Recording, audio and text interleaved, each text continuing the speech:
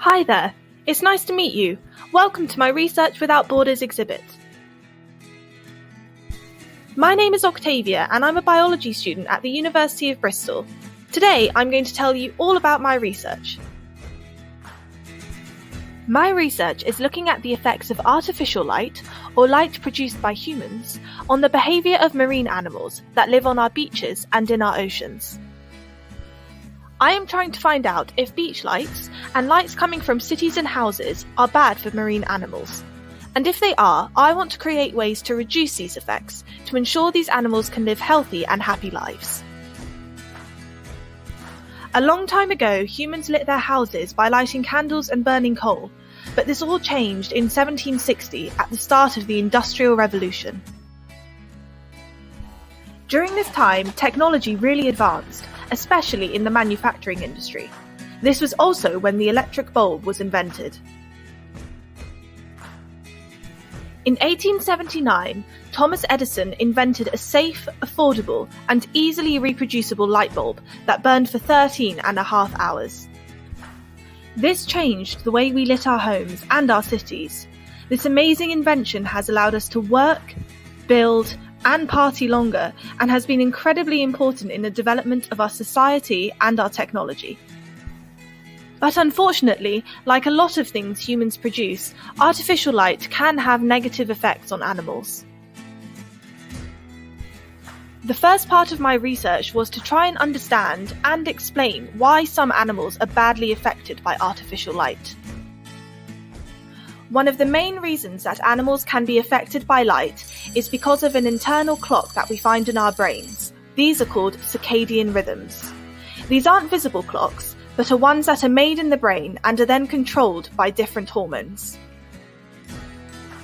For these clocks to work properly, our brain picks up the light from our eyes, and these signals are then used to time certain behaviours.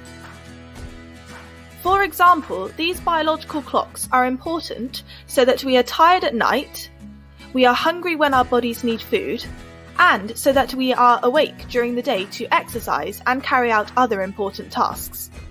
We have adapted to these behaviours with the patterns of the sun, which is why natural light patterns are important for circadian rhythms. Just like us, animals also need the natural light patterns from the sun to time a variety of behaviours. Here are some examples of how artificial light can affect lots of different organisms. For example, artificial light can make it difficult for animals to sleep, causing them to be tired during the day, which can affect their other behaviours, like foraging for food or finding a mate. Here's another example. Birds are sometimes attracted to sources of light, and there have unfortunately been cases of birds accidentally flying into brightly lit buildings. Even plants can be affected. Very bright lights can damage the structure in plants that's important in photosynthesis. Plants must carry out photosynthesis to obtain energy, and without this ability, they won't survive. I'm now going to tell you about my experiments and how I am carrying out my investigations on artificial light and animal behaviour.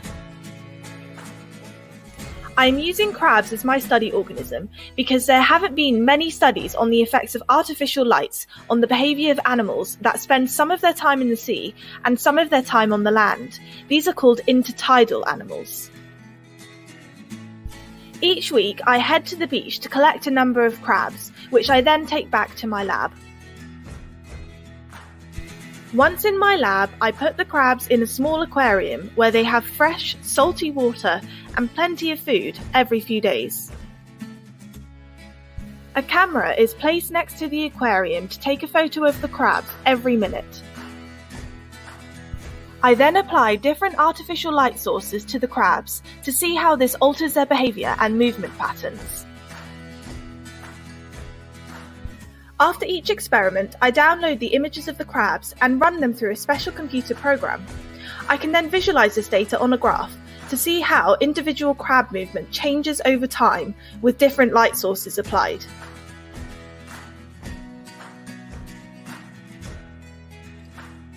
My experiments have so far shown that natural light is indeed essential for crabs to maintain their circadian rhythms. My future experiments will hopefully reveal whether different colours of light bulbs have a greater or lesser effect on crab behaviour, whether different intensities of light makes a difference, in other words, brighter or dimmer lights, and whether there are better times for lights to switch on and off to reduce the effect on crabs. I can then hopefully publish my results and let people know how beach lighting needs to be improved for crabs and other marine animals. Thanks so much for watching my presentation and for being part of my exhibit. I really look forward to answering your questions. And remember, try to reduce the amount of lights you have on at home, especially at night.